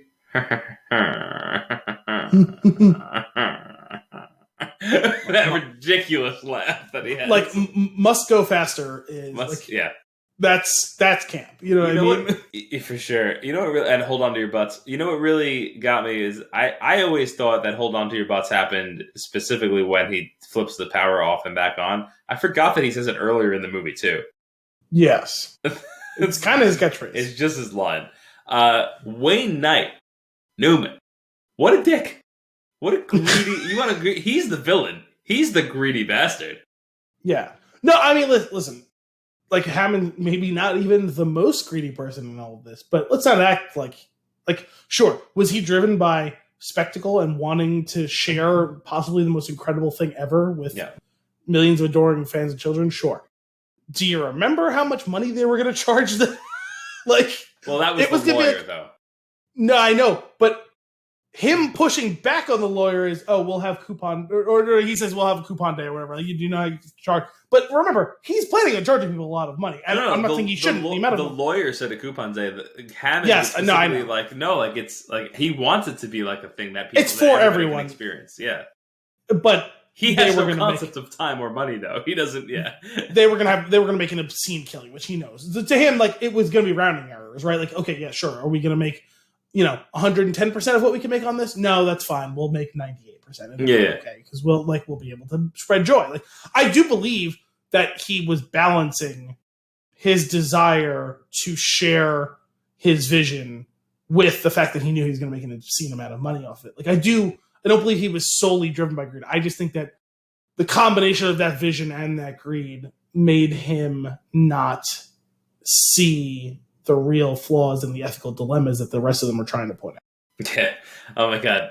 That whole, but back to that scene with the ice cream, him thinking that he understands where Laura Dern's character is coming from. And he's like, yes, I see it now. Next time we'll have to, she's like, no, you idiot.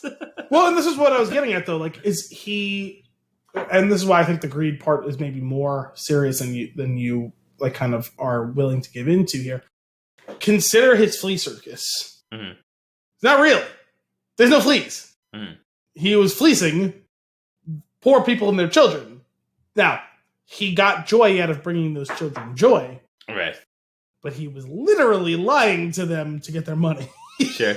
That's That's fair. He's been willing to compromise his morals for what he views as the greater good, and also to make him a buck. I love that. He's so funny because like he's always pushing back he's constantly pushing back until the very end, where Grant's like, I don't think I can endorse your park, and he goes, me neither, and they drive away.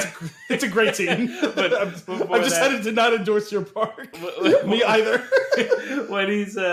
when him and Malcolm are in the bunker, and he's just like, hey, every amusement park has its issues. He's like, when Disney World opened up, none of the rides were. Yes, but the rides didn't try to eat the tourists. The Pirates of the Caribbean didn't try. That's right. When Pirates of the Caribbean break down, which is again, it's tremendous writing. It's great characters, and it's great line because there are a lot of great. I don't even want to say one-liners per se, in the sense that you could quote them in every day, but some of it you can, right? Spare no expense. Like there's a bunch of things that you can deploy in that sort of way. Clever girl, stuff like that, all that sort of shit. But there are so many great quotable lines just in the sense of, man, that's like such a great like zinger, or that's such a great, like, it's just like in awe of the writing itself. When it comes to some of these things, like something like, you're never going to say, I've chosen not to endorse your park, me either. But that line sticks with you. Yeah, it's so good. It's so good. One thing that really it stood out, I couldn't get over it for the majority of the movie, was Muldoon's character. From the moment we see him, his shorts are just too short. 90s. They're just way too short. It's 90s mixed with him being from Europe. It's like everybody else is wearing long pants specifically because of foliage and insects probably, and things that could actually do you harm in this environment, but he's got these. Actually, he's exposing more leg than. I'm going to push back on that. Him and Ellie are in a race for who can show the most thigh off. That's a good point. And also, there's the kid with the shorts and the long tube socks that are rolled down. Oh my god, that's too much. That's too much. But yes, everyone else is wearing pants, and except Jeff Goldblum, it definitely rolls up his shirt sleeves at one point. Yep. There's something and shows off way too much chest hair. All of it. Did I ever show you? I think I might have sent it to you once, but there's that picture of it's a GIF, and it's Grant on the what is it? On the Triceratops when he's breathing and he's going up and down like this. But what they did was they took Grant and they removed the Triceratops. they superposed him with the chest, right? Yeah. And it's really good. Yes, it is good. That's a fantastic one. But oh man, it's so much fun. From the kickoff of the movie though, like when we get introduced, that whole we see like the bringing the raptor into the pen, and then the guy getting pulled in and like dragged up and down. This is a great horror movie. Yes, this is a horror structured horror movie. It's a horror movie. It is a horror movie, and that's kind of what I remember us discussing this when we did the second Jurassic World movie. That was the first one that really got back to the horror elements in a while. Mm-hmm. I mean, I would say The Lost World definitely had some of it. There's that cornfield scene with the tall grass scene with the raptors, which is I have to rewatch The Lost World because I really don't remember it. Like it's been too long. That scene's iconic. They're fleeing, and it seems like they're the group of them that have been fleeing. But they like come from the sides, and it's like an overhead shot. Or am I thinking of something? Well, I don't know about them specifically coming from the sides, but it's an overhead shot of it starts with them, running, showing them running into the field of like chest high grass, and then there's an overhead shot, and you see the tails trailing through the grass, and people just start disappearing into them, and then you finally see a raptor leap over the grass and tackle someone, and that's great. Just becomes a free for all. Like that scene is legitimately horrifying. You can't always 100% tell where all the raptors are. Right. But by and large, I would say outside of that and a handful of other things in that movie, with each successive one, they kind of lose the horror elements until I thought that they brought it back really well. The second Jurassic World. Yeah, definitely in that one. I will say, like, I don't think I never really fully appreciated that. Like how much of a horror movie it is, like all the horror movie tropes, everything, like it's all there, and I'll be right back. But it's a good movie. You got stuff like the "I'll be right back," the Samuel Jackson character, forced split ups of the characters that are unnecessary. Yep, The braggadocious or bravado like character who gets like his comeuppance by a clever girl in this case. Yeah. Who thinks he's got the upper hand, and it's nope. And it's not just jump scares either. There's one or two of them, but like even that one, how great is that? Where you see the eye flash, or you see the thing come up, and that's not even a jump scare, right? And you just get that moment of oh fuck, and then it's the attack, and it's oh god, I can't even imagine. And then you get the jump scare 2 minutes later with Ellie down in the electrical. That one's the real the close quarters. Oh god, right he's in here with me, like that. Yeah. Oh, so good. The hand coming down on her shoulder, that momentary relief that she feels, and then walks away with the hand, and it's like, also great. That opening scene, the scene with the Dilophosaurus, as far as jump scares and whatever, and just that weird oh, we gotta get a sense of it's not so bad, and then it's oh god, it's 50 times worse than we could have ever imagined. Where it's Wayne Knight and he's wandering around, and you should be actively rooting against him, but even in that moment, you kind of feel bad for him. Where it's like okay, he's lost in the woods and he's getting poor rain and he's gonna miss his boat, and hey, he's playing with the dinosaur, and that's kind of cute, and oh god, it's spitting venom and it's making the most god awful sound, and it's making this and it's eating the shit out of him here. Yeah. Oh man, it's so crazy. I love they do a tremendous amount of foreshadowing, almost to a fault, but it plays out well, of being very clear about what's going to happen, and then when it happens, they told us this was going to happen. If you're not prepared, Chekhov's, it's on you. I say Chekhov's paralysis, poison spit. Right. Oh man, that and it's not when Grant is explaining to the kid that the attack doesn't come from the front, it comes from the sides that they didn't see. Oh my god, it's such a great scene. Also, he just that kid is ruined. Yeah, well, because honestly, I remember maybe the first time I saw it, 'cause I'm pretty sure I saw that in theaters when I was 3 years old or something like that. But I remember watching this movie a million times as a kid and a million times since. I remember even early on, I was like, wait, did he cut that kid open? He goes, and the kid jumps as if he actually cut him open. And I'm like, It's a completely different movie. Yeah. What was that space movie with him? Event Horizon. Event Horizon. Yeah, that's an Event Horizon scene for sure. Yeah. I think that's one of the nightmare scenes, actually. But yeah, apparently there's a version of that they tried to make as a director's cut that had way more of that stuff in it. Oh god, pass on that whole movie. Yeah. But they did a tremendous job of paying off so many. It takes you watching the movie 18 times to see how many things they paid off. Right? There's attack from the front, but from the side, and Muldoon gets it right. Muldoon himself, he goes, they learn, right? They're much smarter than you think. They follow the big one, all that sort of stuff, and they hunt in packs. They follow the big one. If they're much cleverer than you think, he totally falls. He's the one who's talking up the whole time how smart they are, how smart they are, how smart they are. Then he treats it like a common animal, and he gets got because of it. There's and then when it happens, he goes, "Whoopsie, my bad!" Right before he gets eaten. Pretty horrifically, in fact. They chew on his head a bit. There's the whole thing with T-Rex doesn't want to be fed; it wants to hunt. Well, sure enough, it breaks out and it starts hunting. I think one of my favorites. Dilophosaurus, poison spit. Yeah, I'll get some poison spit. I like the ones that paid off not half a second after it said, "Well, hopefully she didn't learn to open doors." Click. Which to be fair, I got to be honest here. Mm-hmm. I thought about that the most recent time I watched it. I'm mad at him for not holding the door handle before that. Okay, you say in the door, we're smarter than the raptor, whatever. What's stopping you from holding the door handle? Just by accident. Yeah, just by accident, the thing is ferociously trying to get it on you. It might hit the door handle. It's not a doorknob. Also, it's a doorknob. The kids previously experienced that they know how to open doors. Well, you can understand where they kind of okay, kids, go play with the computer over there.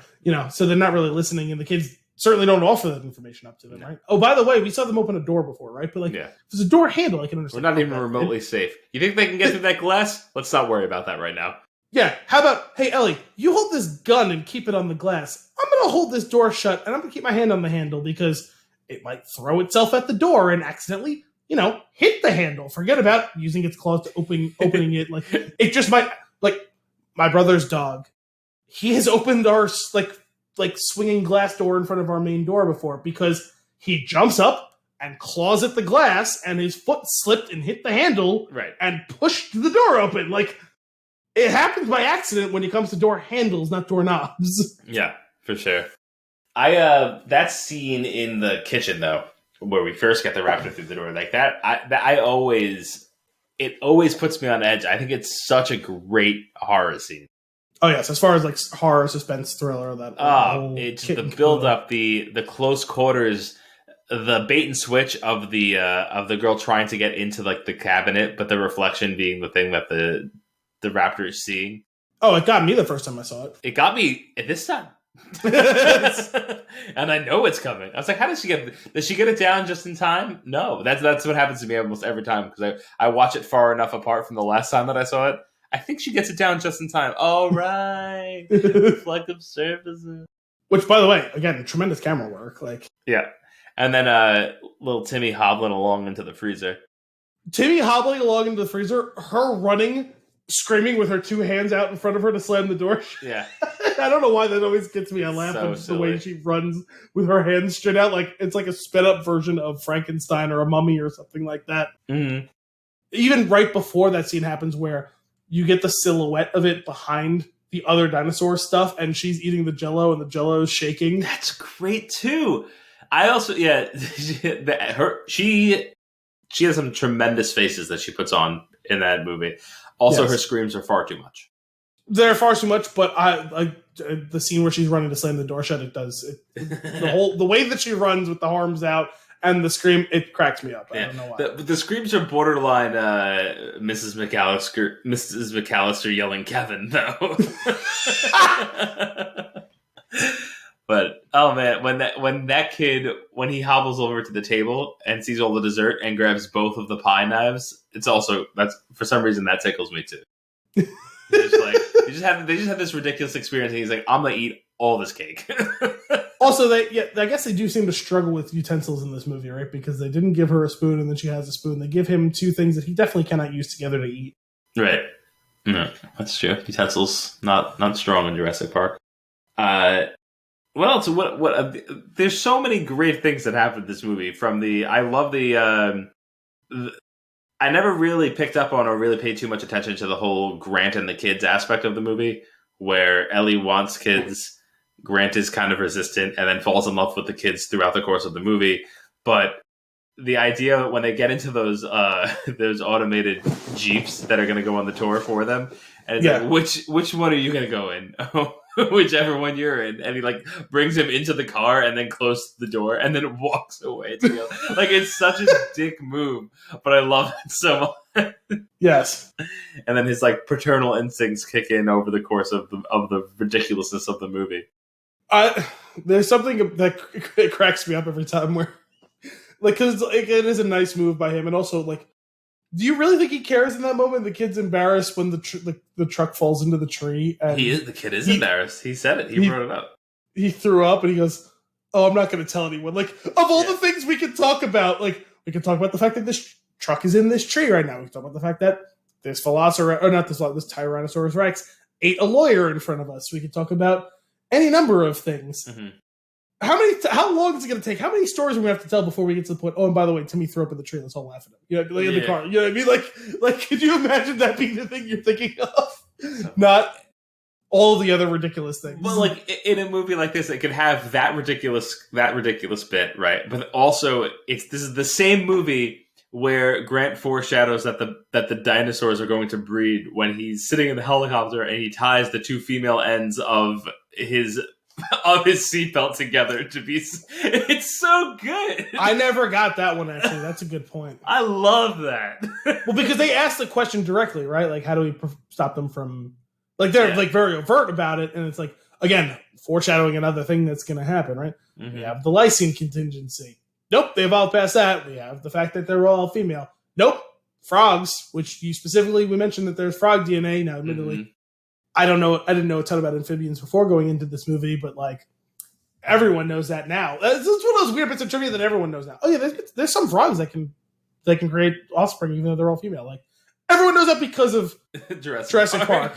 You know, yeah. And you know what else everybody knows? Life finds a way, which he healthily brings back in that moment. Life finds a way. Malcolm was right. You know. Yep. Oh man. So, but you know what's a really creepy and unsettling scene is when Malcolm is dropping the drops of water onto Ellie's hand. I was like, "You are I am so uncomfortable right now." Yeah, no, I remember always finding that scene to be odd as a kid, and now as an adult, I'm like, "Oh God, it's so cringy." Also, ooh, you're so sweaty, Malcolm. Why are you so sweaty all the time? Well, Costa Rica. Yeah, but everybody else seems fine. It's just him. There's some sheen. There's some sheen in some of the scenes. And then, of course, the open shirt. Samuel Jackson's pretty sweaty in a lot of that movie. He is, but he's also dealing with a lot. Sure, he's smoking like a chimney, and that's right. He's trying to hack Dennis Nedry's. It bothered me in this go round. I was watching it. I never noticed. I never realized he did this, but I'm looking at Wayne Knight's computer setup, and I'm like, this guy's a hot mess. He's a slob. All this stuff is driving me absolutely crazy. When Samuel Jackson's character gets over there, and he's so pissed off, and he's like, and he just wipes everything off the desk. I was like, I hear you, dude. This is ridiculous. This is the most upsetting about what's going on right now to me. You got to say the magic word. I don't know. There's something that's pretty great about that. It's just in the little details that they nail in the script and all this.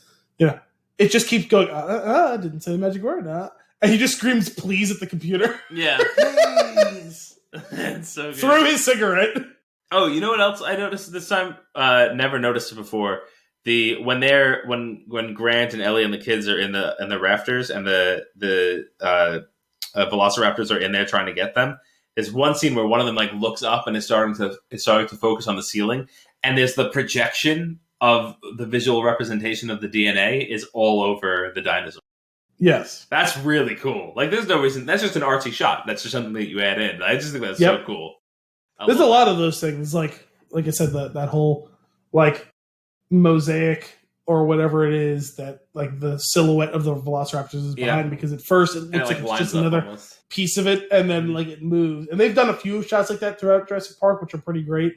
But that was obviously the quote unquote first one. I was thinking some more about the lines and stupid little throwaway things that are pretty great, and honestly a little maybe towards the campy side is when they're trapped and they're looking out at the Tyrannosaurus Rex, and Muldoon and the kids are in the one car, and Grant and Malcolm are in the other car, and they see the T-Rex and they see the fence come down, and Muldoon runs away.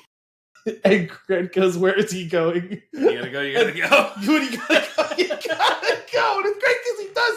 He runs and hides in the bathroom. It's so good. And also, does he pull his pants down to take a dump? I think he does. He takes a fear dump. Yeah. He literally shit his pants. Is what happens? Is that what well, no, he shit in the bowl because he pulled his pants down. Yeah. Well, I'm just saying because he runs in okay, he was hiding in there or whatever, but then when the T-Rex knocks down the little hut, his pants are around his ankles, aren't they? Yes. I think so. And then he eats. I think so. Pretty spectacular. Then he gets got. But I think there's a line, I don't remember exactly, I'm probably going to butcher it, when Muldoon and Ellie are looking for the two trucks, and they see the one of them tipped over, they can't find anyone. And he goes, "Well, this is what's left of the trucks," or whatever, or something like that. And she goes, "And I think this is what's left of Muldoon," or something. Yeah. Or of whatever, not Muldoon, of what's his name? I don't know, but Ellie goes, "This too." Yeah. I think this is him too, or something like that. Yeah, there are some great dialogue. I pulled up a quote here that I really liked when Ian goes, "God creates dinosaurs." He talks to himself throughout the movie so often that it's wonderful. As much as he does to talk to any other person in the movie. Yep. God creates dinosaur. God destroys dinosaurs. God creates man. Man destroys God. Man creates dinosaurs. And then Ellie goes, "Dinosaur eats man. Woman inherits the earth." It's so good. What's great is she says that, and all he's kind of staring off into space. Grant is looking at the car. Ellie's looking at the car. She says it, and the two of them just look at her. Oh man. What about Dino droppings? Dino droppings? You are gonna wash your hands before dinner, right? That guy sucks so much. What else we got? I was just gonna take a quick scroll to see if there were any standout quotes that I could grab. Well, while you're looking for quotes, I was thinking, for a movie that was made in 1993, basically the advent of CGI, pretty strong. I agree. I was thinking that too while I was watching. I was like, while it's so obvious, the CGI, because it's so old, it's not offensive by any means. Where it's like some of those movies at that time, it's like it's painful to watch. Well, think about movies even just in the late 80s, like 5 years earlier, where it's like it's aggressive and typically bad. Like this, it feels realistic. It moves in a way that's convincing. Typically, they're smart enough to do it from far enough away, and also they're smart enough to invest in the majority of those effects are practical, and most of them look pretty good. Yeah. There's sometimes now, it's all these years later, where you can say, okay, there's a little bit mechanical in how it's moving or whatever, but it looks good that way. It looks better, and it's only really when they really zoom in that you can see that the skin textures don't always 100%, around joints and stuff like that. But the scenes really that make it forgivable are the toe tapping raptor. Well, because that was probably just because that's probably not animatronic, right? It's probably a real thing that's happening. Yeah, definitely. But even the zoomed in look on the face of the raptor right before it jumps on Muldoon, it looks great. Yeah. Oh man, I love it. I do love the scene. I love when they're sitting around the table after they've gone off their quick tour. And Hammond is asking everybody's opinion. He really wants to hear from them, and Ian's questioning it, Ellie's questioning it, Grant's questioning it, and the lawyer's so enthusiastic about opening it up. He's like, unbelievable. It's I bring you guys here to convince him, and it's the blood-sucking lawyer is the only one that agrees with me. And he goes, thank you. What? He knows what he is. Gennaro, that's his name, right? That's right. Yep. I'm struggling here ever since that. I think that's what's left of Gennaro. I couldn't think of the name. Another Ian line when he's in when they're in the Jeep and they haven't seen dinosaurs at a couple stops that they made, and he leans into the camera and he's like, yeah, he's staring at the. Now eventually you do plan to have dinosaurs on your dinosaur tour, right? Hello, and then it cuts to Hammond, and he goes, "I really hate that man." Yeah, that's a great one. There's also, I don't know why, I always laugh at that scene early on with Nedry and Dodgson, where we got Dodgson dresses here. up. Dodgson, we got Dodgson here. Nobody cares. Don't get cheap on me now. That's what happened to Hammond. I love that. That sets up the whole thing. That's great character building. Yeah. You don't need much more. All of our conversations come back to your financial problems, and they are your problems. He goes, thanks, Dad. He goes, I don't blame people for their mistakes. I just expect them to pay for them. Which, honestly, I'd love to know what that's all about. Yeah, me too. Not that I need the exposition. Not that we need a prequel about Dennis Nedry. The early years. But that's really good writing in a negative space where it's it's in what you're not saying here, where it feels strong. Where it's okay, these people existed before the camera turned on. Yeah. Oh man, I'm gonna go to the vending machine. I'm gonna grab a soda. I had something salty, a little salty. Anybody want anything? Because I'm going over there. It's gonna take about 18 minutes for the whole thing to. Anybody want anything? Obviously, this guy is up to no good, right? We didn't catch on. Right? No, but everyone else is caught up in their own problems. And he also, Wayne Knight actually really is probably the most efficient shooter in this whole thing, because he cracks me up when they give him the canister, when Dodgson gives him the canister and explains how it works, and it pops open. And that giggle that he does, it creeps me out a little bit, but it's hysterical, and he's playing with the shaving cream, and then he reaches over to the other table and pushes it onto the pie, and it looks like it's whipped cream. And I'm like, oh, someone's getting a terrible dessert in a minute. I was gonna say the only thing that could have made that better is like some point in the future, like there's a news story on in the background on the TV about like food poisoning potential outbreak at this restaurant. But yeah, that was that whole like just that whole contraption of like the Barbasol can and like it's ingenious. Yeah, it's pretty great. Man, what a great movie! It's so fun. The movie is so entertaining. I would watch it again right now. It's so good that like I really don't go for horror, and I like you said, you kind of discount the fact that it is horror. Like it's so good, mm-hmm. And let's not forget it has one of the most memorable scores of all time. Oh yeah, well I mean John Williams is it's fantastic. Also, like I've never really focused on Spielberg's work, but I was like I never like dissected it, like watch it like very with under a microscope, like really paid attention to like his style and things like that. But I was doing a little bit of that going through it this time, and like just realizing certain angles that he takes his shots, certain effects that he does, certain blocking, like and how it matches like almost like 1-to-1 with scenes from like Raiders. Like it's really cool to see his style. The undershots, right? He'll do like a shot with the camera down facing up and like a Jeep rolling over it, like things like that. Like there's just something very unique. I guess not unique because other people do it too, but very consistent to his style. That it's like, oh, like it. You really can pick out a Spielberg movie just from the design language, or even that whole.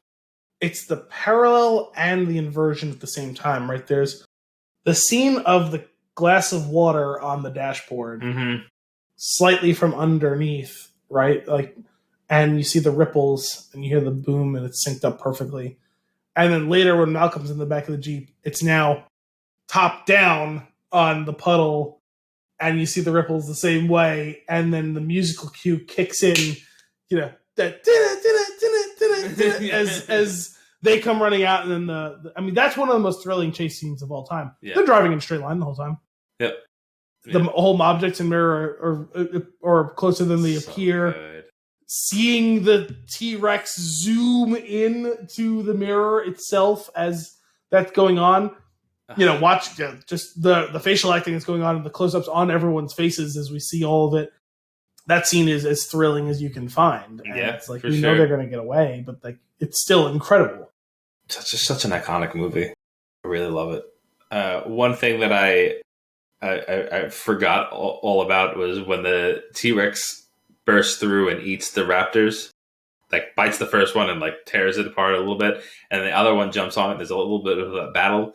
But when the T-Rex finally gets the upper hand on the one that's on top of him and grabs him with his mouth, and he just chucks him across the room, I was just like, yeah. Oh, yeah.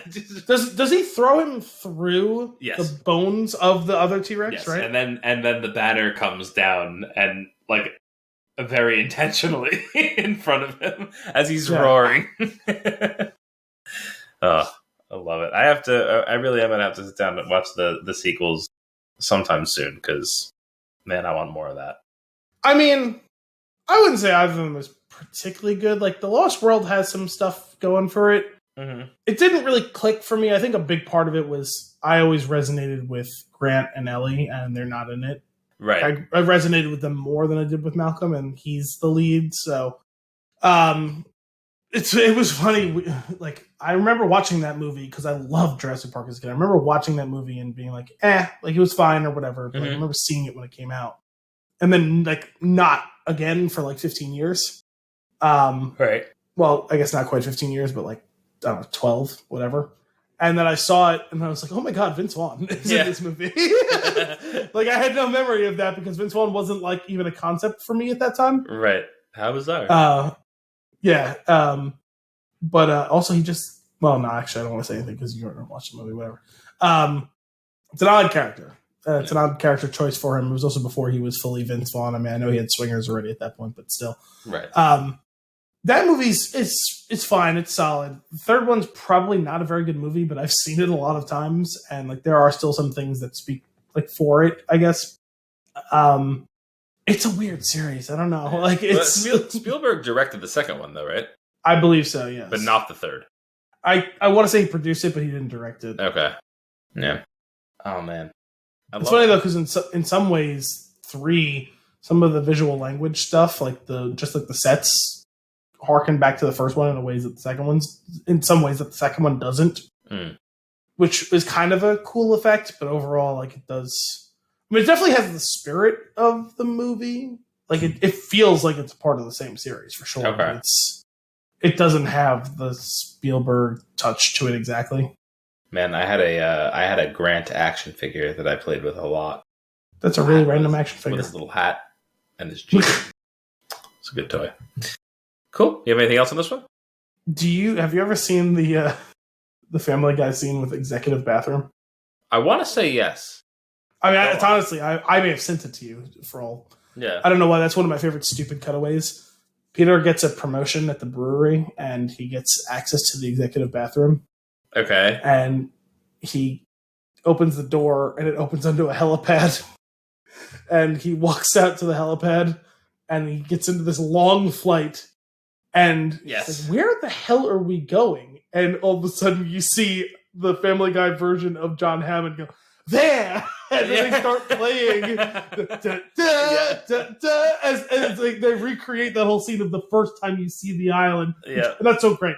There! I'll do that every once in a while. Like, if you want to talk about stupid, it's one word. It's a random ass word, right? To quote, but doing it with a slightly bad, mostly bad impression of John Hammond, Richard Attenborough, or whatever, like saying there, and they play it, and then it just cuts to him sitting on a toilet in tranquility in the middle of a tropical rainforest. Yeah. He goes, "This is pleasant." he's like reading a newspaper and taking a dump. Oh my god, so stupid! I love it. All right, well. That is all for this week's episode of Flix and a Six. We hope you enjoyed it. As always, if you have a movie for us to review or nuggets for us to discuss, you can send those requests to flixandasix@thespintune.com or tweet us at thespintune. Tune in next week for more movie and beer goodness. Until then, I'm Anthony Costanzo. I'm Al Bielsi. Thanks for coming out.